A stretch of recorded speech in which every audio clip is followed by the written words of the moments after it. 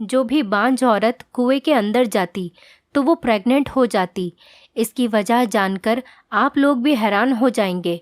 ना बाबा ना, मैं तो ये काम नहीं करूँगी। मुझे तो पानी से बहुत डर लगता है। अब भला संतान की खातिर कुएं में कौन उतरता है? जिसे भगवान ने संतान देनी होती है वैसे ही उसे दे देता है। मुझे पूरा भरोसा है कि भगवान मेरी गोद ज़रूर हरी करेगा, इसलिए मुझे ये सब करने की कोई ज़रूरत नहीं है। मेरी भाभी ने तो माँ की बात सुनते ही मना कर दिया था। उनके चेहरे से डर साफ दिखाई दे रहा था। मेरी माँ के माथे पर बल पड़ गए थे। वो कहने लगी कि क्या हो जाएगा अगर तुम कुएं में उतर गई तो मर तो नहीं जाओगी ना? तुमने खुद अपनी आंखों से देखा है कि हमारी पड़ोसन सीमा की बहू पिछले 5 सालों से उसके संतान नहीं हो रही थी। अब जब वो कुएं के अंदर गई तो भगवान ने उसे 3 बेटे दे दिए, लेकिन भाभी ने अब भी नहीं में अपना सर हिला दिया। वो कहने लगी, इसमें कुएं का कोई कमाल नहीं है, बल्कि भगवान ने ही उस लड़की की किस्मत में संतान का सुख लिखा होगा, तभी तो उसे 3-3 बेटे दे दिए। भाभी की बात सुनकर माँ का पारा चढ़ गया। वो कहने लगी, इन चीज़ों में भगवान की कोई कृपा होती है। तुम जैसे नास्तिक लोग क्या समझो? मुझे पता है जो लड़कियां शहर से शादी कर कर आती हैं वो तो गांव वालों को बेवकूफ़ समझती हैं। तुम भी अपने दिल में यही सोच रही होगी कि तुम्हारी सास को क्या पता है, ये तो यूं ही बातें बनाती हैं, मगर ऐसा नहीं है। इन चीज़ों में भगवान का खास आशीर्वाद होता है, भगवान की खास नज़र होती है। अगर मैं तुम्हें सच बताऊं तो मेरा तो बिल्कुल भी दिल नहीं था कि मैं अपनी बहू शहर से लेकर आऊं। मैं तो गांव की अपने जैसी ही सीधी साधी लड़की को अपनी बहू बनाना चाहती थी, मगर क्या करूं, जब मेरी दोस्त ने मेरे सामने अपने हाथ जोड़ दिए तो मुझे मजबूरी में तुम्हें अपनी बहू बनाना पड़ गया। मगर तुम किसी खुशफहमी में मत रहना कि तुम मेरी दोस्त की बेटी हो तो मैं तुमसे कुछ नहीं कहूँगी। तुम्हारी शादी को 1.5 साल हो गया है। अगर तुम मुझे अब भी पोता नहीं दे पाई तो मैं तुम्हें यहाँ से चलता कर दूंगी और अपने बेटे के लिए गांव की ही कोई सीधी सादी लड़की लेकर आऊंगी। मेरे बेटे को रिश्तों की कोई कमी नहीं है। माँ इतना कहकर अपने पैर पटकती हुई कमरे से बाहर निकल गई थी। भाभी की आंखें आंसुओं से भर गई थी। मुझे उनकी तरफ देखकर बहुत ज़्यादा दुख हो रहा था। वो बहुत सीधी साधी और मासूम सी लड़की थी, मगर मेरी माँ सुबह शाम उन्हें ताने देती और कोसती रहती थी, जिसकी वजह सिर्फ यही थी कि वो शहर से आई थी, जबकि हम लोग गांव के रहने वाले थे। शाम में जब भाई अपने काम से वापस आए तो माँ ने भाभी को डराने के लिए उनसे भी कह दिया, विष्णु, तुम दोनों पति पत्नी के पास बस 2 महीने का ही समय है। अगर तुमने इतने समय में मुझे खुशखबरी दे दी तो ठीक है, वरना तो फिर मैं तुम्हारी दूसरी शादी करवा दूंगी। माँ की ये बात सुनकर विष्णु भाई बहुत ज़्यादा परेशान हो गए। वो कहने लगे, माँ, आप कैसी बातें कर रही हैं? मेरी पत्नी भूमि में किसी चीज़ की कोई कमी नहीं है। भगवान की कृपा से बहुत ज़्यादा खूबसूरत और पढ़ी लिखी है, समझदार है। उसने हमारे पूरे घर को संभाला हुआ है, और अब आप मेरी दूसरी शादी बीच में कहाँ से लेकर आ गईं? माँ कहने लगी कि समझदार तो गांव की लड़कियां भी होती हैं, लेकिन मुझे सिर्फ अपने पोते से मतलब है। अपने बाद तुम ये ज़मीन जायदाद किसके नाम पर छोड़कर जाओगे?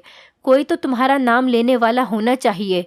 मुझे तो हर हाल में पोता ही चाहिए। मैं कुछ नहीं जानती। माँ की बात सुनकर भाई चुप ही रहे। माँ ने अचानक से भाई का हाथ उठाकर अपने सर पर रख दिया और कहने लगी, तुझे मेरी कसम है विष्णु, अगर मुझे 2 महीने के अंदर अंदर पोते की खुशखबरी नहीं मिली तो मैं तुम्हारी दूसरी शादी कर दूंगी और तू मेरी बात से इनकार नहीं करेगा। माँ की ये बात सुनकर भाई के चेहरे का रंग उड़ गया, मगर उन्होंने अपने आप पर कंट्रोल कर लिया और माँ से कहा कि ठीक है, मैं वादा करता हूँ, अगर मैं आपको खुशखबरी ना दे पाया तो आप मेरी दूसरी शादी कर दीजिएगा। भाई और माँ की बातें भाभी किचन में खड़ी हुई सुन रही थी। जब भाई ने माँ से दूसरी शादी के लिए हामी भरी तो भाभी का सांस ऊपर का ऊपर और नीचे का नीचे ही रह गया। उनकी आंखों से आंसू गिरने लगे थे। मैंने अपनी भाभी को तसल्ली दी और उनसे कहने लगी कि आप फिक्र न करें, भाई ने तो सिर्फ माँ का दिल रखने के लिए ये सब कुछ कह दिया होगा। भाई ऐसा कुछ नहीं करने वाले। लेकिन भाभी के आंसू रुकने का नाम नहीं ले रहे थे। वो कहने लगी, कोई भी इतनी बड़ी बात ऐसे ही मजाक में नहीं करता। तुम भगवान से प्रार्थना करो कि वो मुझे भी संतान दे दें। मैंने कहा, भाभी तुम फिक्र मत करो, सब ठीक हो जाएगा। भाभी खामोशी से अपने कमरे में चली गईं। फिर वो रात के खाने के लिए भी अपने कमरे से बाहर नहीं आईं। भाई एक ट्रे में भाभी के लिए खाना अपने कमरे में ही लेकर चले गए, लेकिन भाभी ने खाना नहीं खाया था। सुबह को भी वो कमरे से नहीं निकली। भाई भी बहुत ज़्यादा परेशान लग रहे थे। जाहिर सी बात है, उन्होंने अपने कमरे में अपनी पत्नी को मनाने की कोशिश की होगी, मगर वो मानने के लिए तैयार नहीं होंगी। बात ही कुछ ऐसी थी कि वो कैसे मान जाती। भाई भी खाना खाए बगैर ही अपने काम पर चले गए थे। ये बात माँ को बहुत बुरी लगी थी। जैसे ही भाई घर से अपने काम के लिए निकले, माँ आंगन में पड़े तख्त पर आकर बैठ गईं और अपना मुंह भाभी के कमरे की तरफ कर लिया। माँ ऊंची ऊंची आवाज़ में कह रही थी कि कोई भी लड़का यूं ही किसी लड़की के पीछे नहीं आता। लड़की की तरफ से ही कोई इशारा मिलता है, तभी लड़का उसका दीवाना होता है। मैंने तो हेमा से कह दिया था कि तुम्हारी बेटी में ही कोई खराबी है, मगर वो तो मेरे पैर पड़ गई थी, हाथ जोड़ने लगी, कहने लगी, नहीं नहीं, मेरी बच्ची तो बहुत मासूम है, आप उसको अपने बेटे के लिए पसंद कर लें। अगर ये लड़की शरीफ होती तो क्या उसके ये तरीके होते। इसकी वजह से इसका पति भूखा घर से बाहर काम पर चला गया। मेरा बेटा 27 साल का हो गया है। आज तक बगैर नाश्ते के मैंने उसे घर से नहीं जाने दिया, मगर जब से ये शहरी औरत हमारे घर में आई है, तब से यही सब कुछ चल रहा है। मेरा मासूम सा बच्चा, इससे शादी करके तो उसकी ज़िंदगी ख़राब हो गई। माँ भाभी को बहुत कड़वी कड़वी बातें सुना रही थी। मैं अपने कमरे में बैठी ये सोचने पर मजबूर हो चुकी थी कि कोई अपनी दोस्त की बेटी के साथ ऐसा कैसे कर सकता है। इतना बुरा व्यवहार तो कोई अनजानों के साथ भी नहीं करता। असल में हुआ कुछ ऐसा था कि भूमि भाभी जब शहर में रहती थी और कॉलेज जाया करती थी, तो आवारा लड़कों का एक गिरोह उनका पीछा करने लग गया था। उस गिरोह का जो लीडर था, वो भूमि भाभी से प्यार करने लगा था और उनसे शादी करना चाहता था, लेकिन वो एक बिगड़ा हुआ लड़का था और ना ही उसका ताल्लुक़ किसी अच्छे ख़ानदान से था। वो एक आवारा किस्म का लड़का था, इसलिए आंटी ने उसका रिश्ता लेने से मना कर दिया। आंटी की सिर्फ एक ही बेटी थी, उसके अलावा उनका कोई और नहीं था और उनके सर पर उनके पति का साया भी नहीं था। इन आवारा और गुंडे लड़कों ने तो साफ साफ कह दिया था कि अगर भूमि की शादी उसके साथ नहीं हुई तो वो भूमि को उठाकर ले जाएंगे। उन गुंडों की ये बात सुनकर आंटी के तो होश ही उड़ गए थे। इन हालात की वजह से आंटी बहुत ज़्यादा परेशान हो गई थी। अगर कोई और बात होती तो वो कभी भी अपनी बेटी का रिश्ता गांव में नहीं करती, लेकिन जब उन्होंने देखा कि हालात इतने ज़्यादा ख़राब हो गए हैं, तो उन्होंने माँ से कहा कि तुम मेरी बेटी अपने बेटे के लिए ले लो। पहले तो ये बात सुनकर माँ बहुत ज़्यादा खुश हुई थी। वो कहने लगी, हाँ हाँ क्यों नहीं।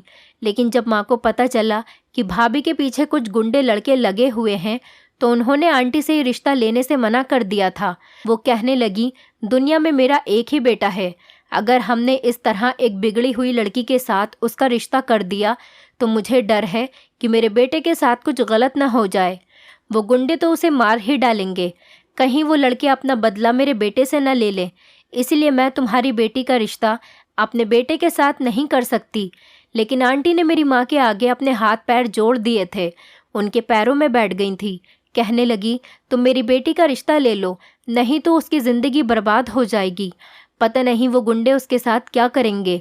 मेरी माँ न चाहते हुए भी अपनी दोस्त की बात मानने पर मजबूर हो गई। इस तरह भूमि भाभी की शादी मेरे भाई के साथ हो गई। भूमि एक बहुत ही अच्छी, सुलझी हुई और समझदार लड़की थी। उनको हमारे घर में आए हुए 1.5 साल हो गया था, मगर मैंने उनमें कोई भी बुराई नहीं देखी थी।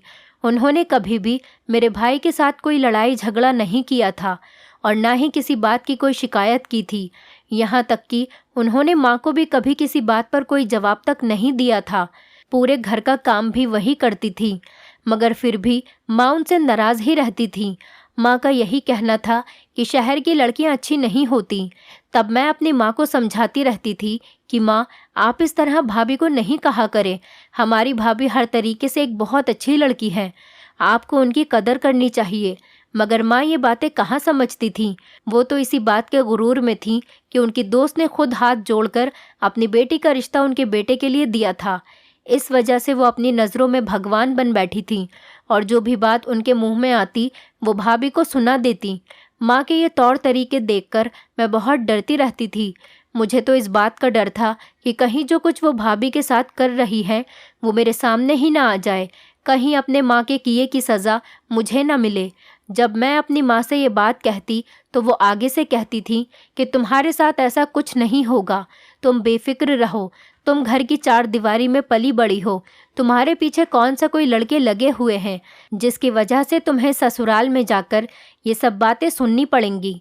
माँ तो बगैर सोचे समझे अपना मुंह फाड़ के ये सब बातें कह देती थी, जबकि मैं तो अंदर तक हिलकर रह जाती थी। खैर, माँ के चीखने चिल्लाने से भाभी डरकर कमरे से बाहर आ गई और चुपचाप नाश्ता बनाकर कर लिया।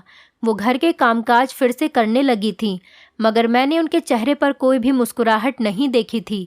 जब वो किचन में काम कर रही थी तो मैं उनके पास चली गई।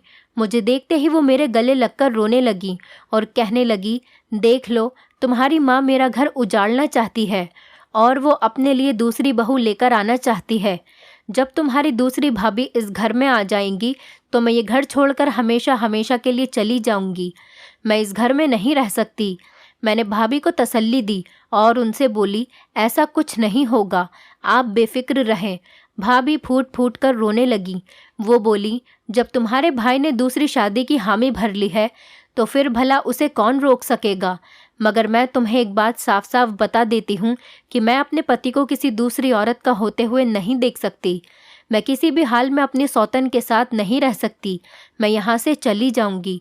मैं हंसी और भाभी से कहने लगी, भाभी, इतना सीरियस होने की ज़रूरत नहीं है, सब कुछ ठीक हो जाएगा। फिर मैंने भाभी को मशवरा दिया, आज जब भाई आपको मनाने की कोशिश करें तो आप उनसे झगड़ा ख़त्म कर लीजिएगा और फिर उनसे कहना कि वो आपको शहर लेकर चले जाएं और आपका चेकअप किसी अच्छे और बड़े डॉक्टर से करवाएं। भगवान की कृपा से आपके यहाँ भी संतान हो जाएगी। भाभी को मेरा ये मशवरा अच्छा लगा था तो वो एकदम से मुस्कुरा गई और मेरे गले लगकर बोली, तुम्हारा बहुत बहुत एहसान है कि तुमने मुझे ये मशवरा दिया। मैं आज ही विष्णु से बात करती हूँ। फिर ऐसा ही हुआ कि 3 दिन बाद भाई भाभी को शहर लेकर चले गए। माँ ने तो उनसे बहुत मना किया, मगर वो कहाँ रुकने वाले थे। उन्होंने कहा कि माँ, जो बातें आपकी मानने वाली होती हैं मैं वो बातें मान लेता हूँ। अब मैं अपनी तसल्ली के लिए अपनी पत्नी को शहर लेकर जाना चाहता हूँ। भाई और भाभी शहर चले गए थे और फिर पूरे 4 दिन बाद ही वापस आए थे, क्योंकि भाभी अपनी माँ के घर रुक गई थी। जब वो दोनों वापस आए तो भाई बिल्कुल नॉर्मल से थे, मगर भाभी का चेहरा कुछ उतरा हुआ था। मैं भाभी के पास गई और बोली, मुझे पता है आप अपनी माँ का घर छोड़कर आई हैं, इस वजह से आप बहुत परेशान होंगी और उदास भी होंगी। आपका दिल अपनी माँ का घर छोड़कर आने का नहीं कर रहा होगा, मगर आप फिक्र न करें, मैं आपका दिल बहलाने की पूरी पूरी कोशिश करूँगी। भाभी की आंखों में एकदम आंसू आ गए। वो कहने लगी, नहीं, ये बात नहीं है, मेरी परेशानी की वजह कुछ और ही है। मैं बोली, अच्छा, क्या बात है। मुझे इस बात की उम्मीद नहीं थी कि भाभी मुझे कोई ऐसी बात बताएंगी कि मेरे सर पर कयामत टूट पड़ेगी। भाभी ने रोते हुए मुझे बताया कि वो बांझ हैं। डॉक्टर ने उनसे कहा है कि वो कभी भी संतान को जन्म नहीं दे सकेंगी। उनकी बात सुनकर मैं हैरान हो गई। मैं भाभी से कहने लगी कि ये कैसे हो सकता है। भाभी कहने लगी, मुझे तो खुद नहीं पता मेरे साथ क्या हो गया है। मुझे खुद यकीन था कि एक ना एक दिन मेरे घर में बच्चे खेलेंगे, मेरे घर में भी बच्चों की किलकारियों की आवाज़ गूंजेगी। अब तुम ही मुझे बताओ कि मैं क्या करूं। मैं बोली, भाभी, भाई इस बारे में क्या कहते हैं। भाभी कहने लगी कि तुम्हारे भाई ने कहा है कि वो मेरा पूरा पूरा साथ देंगे। अगर मैं उन्हें संतान नहीं दे सकी तब भी वो मुझे नहीं छोड़ेंगे और मेरी हर चीज़ का ख्याल रखेंगे, मुझे कोई परेशानी नहीं होने देंगे। मैंने भाभी से पूछा, तो क्या भाई दूसरी शादी कर लेंगे। भाभी ने अपना सर झुका दिया और कहने लगी, मेरे सामने तो उन्होंने यही कहा है कि वो दूसरी शादी नहीं करेंगे, मगर तुम तो सब कुछ जानती हो ना, पहले ही वो अपनी माँ के सर की कसम खा चुके हैं। मुझे तो यही लगता है कि अब उनकी दूसरी शादी होकर ही रहेगी। मैं बोली, भाभी, अब आपने क्या सोचा है, आप क्या करेंगी। भाभी ने उदासी से कहा कि अब मैंने क्या करना है, अब मैंने सब कुछ हालातों पर छोड़ दिया है। मेरे हालात ही तय करेंगे कि मेरी मंजिल क्या है। उस समय मैंने भाभी से कहा कि आप एक बार माँ की बात मान लो और उनकी खुशी के लिए इस कुएं में उतर जाएं। मैं जानती हूँ आपको डर लगता है, मगर फ़िलहाल आपके लिए यही ठीक रहेगा। माँ कम से कम 2-3 महीने तो इंतज़ार कर ही लेंगी। जब 2-3 महीने के बाद माँ भाई की शादी का कहेंगी तो आप एक बार फिर से कुएं में उतर जाइएगा। इस तरह हम माँ के सामने भाई को दूसरी शादी से टालते रहेंगे और फिर आखिर में वो दिन भी आ जाएगा जब भाई में इतनी हिम्मत पैदा हो जाएगी कि वो खुद माँ से कह देंगे कि मैं दूसरी शादी नहीं करना चाहता। भाभी कुछ सोच कर बोली कि तुम ठीक कह रही हो, मगर मुझे पानी से बहुत डर लगता है। मैं बोली, भाभी आप अपने डर को छोड़ दें। अपने पति को खोने से तो बेहतर है कि आप एक बार कुएं में उतर जाएं। जब इस बार माँ आपसे कहेंगी कि मेरे साथ कुएं पर चलो तो आप फौरन मान जाना। भाभी ने मेरी बातों पर हाँ में सिर हिला दिया। माँ ने जब भाई से पूछा कि भूमि के बारे में डॉक्टर ने क्या कहा है, तो भाई बोले, डॉक्टर ने कहा है कि आपकी बहू बिल्कुल ठीक है, उसे किसी तरीके की कोई बीमारी नहीं है और बच्चे पैदा होने में जो देर हो रही है वो भगवान की तरफ से ही है। माँ कहने लगी, भूमि अभी भी तुम्हारे पास समय है, मेरे साथ कुएं पर चलो। मैंने बहुत सी बांझ औरतों को संतान को जन्म देते हुए देखा है। तुम तो फिर भी पूरे तरीके से ठीक हो, तुम्हें कोई बीमारी भी नहीं है। इस हालत में तो तुम्हें जल्दी ही बच्चा हो जाएगा। भाभी कहने लगी, माँ जी अगर आपकी खुशी इसी में है तो मैं आपके साथ चली जाती हूँ। भाभी की बात सुनकर माँ बहुत ज़्यादा खुश हो गई। वो जल्दी से उठकर भाभी का माथा चूमने लगी और कहने लगी, अगर तुम मेरी ये बात पहले ही मान लेती तो मैं तुम पर इतना गुस्सा नहीं करती। चलो जल्दी से, अब तुम तैयार हो जाओ, मैं तुम्हें वहाँ तक लेकर जाती हूँ। भाभी ने हाँ में सिर हिला दिया और उठकर कमरे में चली गई। भाभी जब कमरे से बाहर आई तो मुझसे कहने लगी कि मेरे लिए भगवान से प्रार्थना करना, भगवान मेरे साथ सब कुछ अच्छा करे। मैंने भी उन्हें तसल्ली दी और उनसे कहने लगी कि आप बिल्कुल भी फिक्र ना करें, भगवान सब कुछ ठीक कर देगा। भाभी माँ के साथ चली गईं। 3 घंटे बाद ही वो लोग वापस आए। जब भाभी वापस आई तो मैंने उनसे पूछा, आपका एक्सपीरियंस कैसा रहा? तो वो उदासी से बोली, अभी मैंने अपनी ज़िंदगी में बहुत सारे एक्सपीरियंस करने हैं, तुम फिक्र मत करो, मैं धीरे धीरे सब कुछ सीख लूँगी। मुझे भाभी की तरफ देखकर बहुत ज़्यादा अफसोस हुआ था। उसी समय मैंने हाथ जोड़कर भगवान से प्रार्थना की कि मेरी भाभी के लिए सब कुछ आसान कर दे और उन्हें संतान की खुशी दे दे। ऐसे ही समय बीत रहा था। एक दिन भाभी किचन में काम करते हुए चकराकर नीचे गिर गई। भाभी को गिरता हुआ देखकर मेरी चीख निकल गई। ये तो भगवान का शुक्र था कि उस समय भाई घर पर ही थे। भाई फौरन भाभी को उठाने किचन में आए और भाभी को सहारा देकर उठाया और कमरे में ले जाकर लिटा दिया। मैंने उनके ऊपर पानी के छींटे डाले जिससे वो होश में आ गई थी। माँ कहने लगी, विष्णु जल्दी से जाओ और दाई को बुलाकर लेकर आओ, मुझे तो लगता है कि कोई खुशखबरी है। भाभी कहने लगी, नहीं माँ, अभी इतनी जल्दी खुशखबरी कहाँ से आ सकती है। असल बात यह है कि आजकल मैं बहुत टेंशन में रहती हूँ। मुझे हर समय यही फिक्र लगी रहती है कि क्या मैं माँ बन पाऊँगी या नहीं। बस इसी वजह से चकराकर गिर गई थी और कोई बात नहीं है। थोड़ी देर आराम करूँगी तो मैं ठीक हो जाऊँगी। मगर माँ तो कुछ सुनने के लिए तैयार ही नहीं थी। उन्होंने ज़बरदस्ती भाई को भेज दिया। वो दाई को बुलाकर लेकर आए। दाई ने जब भाभी को चेक किया तो वो कहने लगी, मुबारक हो, तुम्हारी बहू माँ बनने वाली है, वो उम्मीद से है। ये खबर सुनकर मैं और भाभी और भाई तीनों दंग रह गए थे, जबकि माँ खुशी से फूली नहीं समा रही थी। उन्होंने जल्दी से अपने पर्स से 500 रुपये निकालकर भाई के हाथ में रखे और कहने लगी, जाओ इन पैसों से मिठाई लेकर आओ, मैं पूरे गांव में मिठाई बांटूंगी। भगवान ने मुझे इतने दिनों बाद खुशखबरी दी है। लेकिन भाई ने नहीं में सिर हिला दिया और कहने लगे, माँ मुझे आजकल इन दाइयों पर यकीन नहीं है, इसीलिए आप इतनी खुशी न मनाएं। आज के दौर में तो दाई का भरोसा ही नहीं। जब भूमि आपसे कह रही है कि वो माँ बनने वाली नहीं है तो फिर ऐसा ही होगा। अब अगर आप पूरे गांव में मिठाई बांटेंगी तो सब में हमारा मजाक उड़ेगा। माँ को गुस्सा आ गया। वो कहने लगी, विष्णु अगर मुँह अच्छा ना हो तो इंसान को बात ही अच्छी कर लेनी चाहिए। भगवान ने आज मुझे खुशखबरी सुनाई है तो तुम ये सब कुछ कहकर मेरी खुशी को मातम में मत बदलो। तुम चुपचाप जाकर मिठाई लेकर आओ। भाई ने अब भी नहीं में सिर हिला दिया। वो कहने लगा, माँ जब तक मैं शहर के डॉक्टर से अपनी पत्नी का चेकअप नहीं करवाऊंगा मैं कोई मिठाई नहीं बांटूंगा और मैं आपसे भी यही कह रहा हूँ कि ये खबर अभी आप किसी को नहीं बताइएगा, सिर्फ अपने तक ही रखना। माँ कहने लगी, तो फिर इंतज़ार किस बात का है? जल्दी से बस की टिकट कराओ, हम तीनों बल्कि चारों जाकर भूमि का चेकअप कराते हैं। माँ ने तो अफरा तफरी मचाई हुई थी। वो तो कल का भी इंतज़ार करने के लिए राज़ी नहीं थी, इसीलिए भाई को मजबूरन शाम 6 बजे की ही टिकट करवानी पड़ी। हम चारों भाभी के घर ही जा रहे थे।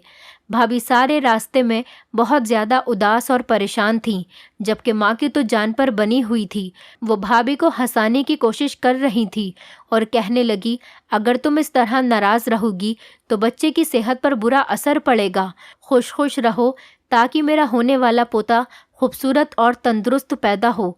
माँ की ये बातें सुनकर भाभी और ज़्यादा परेशान होने लगी। खैर, हम रात को देर से ही आंटी के घर पहुँचे थे। माँ तो चाहती थी कि उसी समय जाकर भाभी का चेकअप करवा दे, मगर आंटी ने कहा कि ऐसी भी क्या जल्दी है, आप सुबह आराम से डॉक्टर के पास जाना। सुबह 9 बजते ही माँ ने शोर मचा दिया था कि उन्हें डॉक्टर के पास जाना है। तब भाई ने माँ से कहा, माँ, भगवान का नाम ले और थोड़ा सब्र करें, अभी तो अस्पताल भी नहीं खुले होंगे। और फिर आखिरकार बहुत मुश्किल से माँ ने 10 बजे का इंतज़ार किया और 10 बजते ही माँ शोर मचाकर भाभी को अस्पताल लेकर चली ही गई। मुझे बहुत ज़्यादा फिक्र थी। मुझे यही लग रहा था कि जब वो लोग वापस आएंगे तो उनके चेहरे का रंग उतरा हुआ होगा, मगर ये तो चमत्कार ही हो गया था। जब वो तीनों वापस आए तो वो खुशी से फूले नहीं समा रहे थे। भाभी तो जगमगा रही थी। मैं बोली, क्या हुआ भाभी? मेरे गले लग गई और कहने लगी, चमत्कार हो गया है। मैं ही बेवकूफ़ थी जो कुएं की करामत पर भरोसा नहीं कर रही थी। लेकिन माँ ठीक कहती थी। शहर में पिछली बार जिस डॉक्टर से अपना चेकअप करवाने गई थी, आज भी उसी डॉक्टर ने मुझे चेक किया तो वो डॉक्टर भी हैरान रह गई। वो कहने लगी, ये तो नामुमकिन है, ये कैसे हो गया? मुझे तो किसी भी हाल में नहीं लगता था कि तुम माँ बन पाओगी, तो ये तुम प्रेग्नेंट कैसे हो गई? मैं तो खुशी से पूरे घर में नाचने लगी थी। इसके बाद हम 3-4 दिन आंटी के घर पर ही रहे और फिर वापस अपने घर आ गए। घर वापस आते ही पूरे मोहल्ले के लिए मिठाई के टोकरे घर पर लेकर गए। माँ ने सब लोगों का मुंह मीठा करवाया। मैं बहुत हैरान थी कि आखिर ये सब कैसे मुमकिन है। जब शहर के एक बड़े डॉक्टर ने कह दिया था कि भाभी बांझ हैं, तो फिर वो एक कुएं की वजह से वो संतान कैसे पैदा कर सकती है। मुझे तो शुरू से ही ऐसी चीज़ों के बारे में जानने का बहुत शौक था। अब तो मेरा शक और भी ज़्यादा बढ़ गया था। मैं शुरू से ही सस्पेंस वाली डाइजेस्ट पढ़ा करती थी। जब एंड में किसी का कोई राज खुलता तो मुझे बहुत खुशी होती थी। अब मेरी भी ज़िंदगी में ये मौका आया था कि मैं एक राज को खुद से खोलूँ। ये काम मुझे बहुत चैलेंजिंग लगा था, इसलिए मैंने सोच लिया था कि घर वालों से चोरी छुपे मैं इस राज तक ज़रूर पहुंचूंगी। और इसके लिए मैंने अपनी एक दोस्त आरती से मदद लेने की कोशिश की। मैंने उससे कहा कि आरती, मैं गांव की मशहूर कुएं का राज मालूम करना चाहती हूँ। तो वो कहने लगी कि हाँ, मैं भी इसके बारे में जानना चाहती हूँ। बस फिर हम दोनों ने ये फैसला किया कि हम दोनों दोस्त एक दिन भेस बदलकर इस कुएं पर जाएंगे। आरती ने हामी भर ली थी और फिर हम दोनों अगले दिन चादर पहनकर अपने आप को छुपाकर इस कुएं पर चली गईं। मुझे तो लगा था कि वो कुआं वीरान सा होगा, वहाँ कोई भी आदमी नहीं होगा, मगर ये मेरी गलत फहमी थी। जब हम दोनों वहाँ पहुँची तो कुएं के पास ही एक औरत बैठी थी। वो कहने लगी, तुम दोनों को क्या परेशानी है? मैं जल्दी से आगे बढ़कर बोली, सिर्फ मुझे परेशानी है, मुझे संतान चाहिए। ये मेरी देवरानी है, मेरे साथ ऐसे ही आई है। कुएं के पास बैठी औरत कहने लगी, मुझे लोग बीबी जी कहते हैं और मैं इस कुएं की रखवाली पर बैठी रहती हूँ। तुम मुझे 500 रुपये दे दो और फिर इस कुएं में एक डुबकी लगा लो, फिर तुम्हें भगवान की मदद से संतान हो जाएगी। 500 रुपये के बारे में सुनकर तो मैं हैरान रह गई थी। मेरे पास तो इतने पैसे नहीं थे, मगर मेरी दोस्त आरती ने अपने पर्स से 500 रुपये निकालकर उस औरत को दे दिए और फिर उस औरत ने मुझे इस कुएं में उतरने की इजाज़त दे दी थी। जब मैं कुएं से बाहर आई तो उस बीबी जी ने मुझे अपने पास बैठा लिया और मेरे हाथ में एक पैकेट रख दिया। वो कहने लगी, ये दवाई तुमने पूरे 1 हफ्ता अपने खाने में मिलाकर खानी है, भगवान की कृपा से तुम्हें संतान हो जाएगी। आरती ने मेरी तरफ सवालिया नज़रों से देखा। मैं भी परेशान थी। मैं सोच रही थी कि हमारे इतने पैसे भी खर्च हो गए, हमारे हाथ यहाँ का कोई राज भी नहीं आया। इसीलिए मैंने जल्दी से उनसे कहा कि बीबी जी, मुझे कोई संतान नहीं चाहिए। असल में मैं शहर से आई हूँ और एक रिपोर्टर हूँ। मुझे पता चला था कि ये कुआं बहुत मशहूर है। आप मुझे इस कुएं के राज के बारे में नहीं बताओगी तो मैं आपको पूरे मीडिया में बदनाम कर दूंगी। आप पर धोखाधड़ी का केस भी हो सकता है। पुलिस भी आपको पकड़ कर लेकर जा सकती है। मेरी ऐसी बातें सुनकर बीबी जी की आंखों में आंसू आ गए। वो कहने लगी, भगवान के लिए मेरे साथ इतना बड़ा जुल्म मत करना। मैं तुम्हें सब कुछ सच सच बता दूंगी। फिर उस औरत ने जो कुछ भी हमें बताया वो बहुत दुख की बात थी। वो औरत हमारे गांव की नहीं थी, बल्कि दूसरे गांव से आई थी। वहाँ पर ही उसका पूरा ख़ानदान रहता था, मगर वहाँ पर बाढ़ आ गई थी और सब कुछ बहाकर ले गई। उसके माता पिता भी उस बाढ़ में बहकर चले गए। सारे रिश्तेदार भी ख़त्म हो गए और जो उसके घर की ज़मीन थी उस पर भी गांव के चौधरी लोगों ने कब्ज़ा कर लिया था। उस लड़की के पास रहने के लिए अब कोई भी ठिकाना नहीं था और ना ही कोई रिश्तेदार बचा था। वो अकेली रह गई थी। वो जगह जगह मारी मारी फिर रही थी और फिर इस तरह वो हमारे गांव में आ गई। मगर यहाँ भी लोगों ने 2 वक्त की रोटी देने के बाद उस पर अपने दरवाजे बंद कर लिए थे। वो सर छुपाने की तलाश में इस कुएं तक जा पहुंची थी। यहाँ वो रहने तो लगी थी, मगर उसे अपना पेट पालने के लिए कुछ खाने की भी ज़रूरत थी। मगर उसके पास पैसे नहीं थे, तो फिर वो कहाँ से अपने खाने पीने का इंतज़ाम करती। वो लड़की एक हकीम ख़ानदान से ताल्लुक़ रखती थी।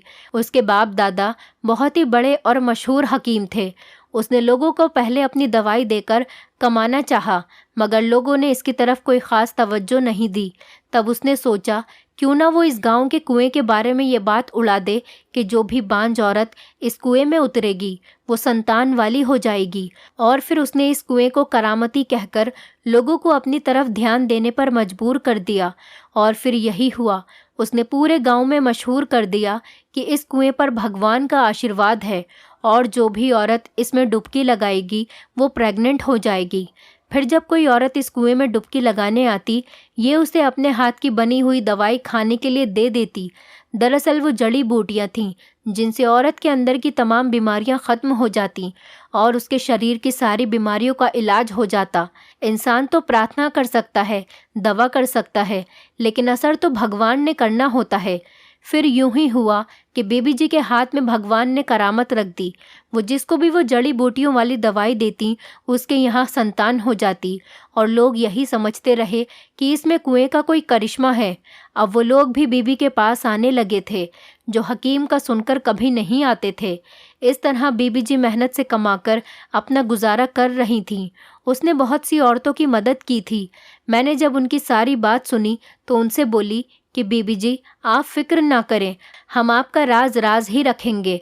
आपका ये राज कभी कोई नहीं जान सकेगा। उसने हमारा शुक्रिया अदा किया और हम दोनों वापस घर आ गई थी।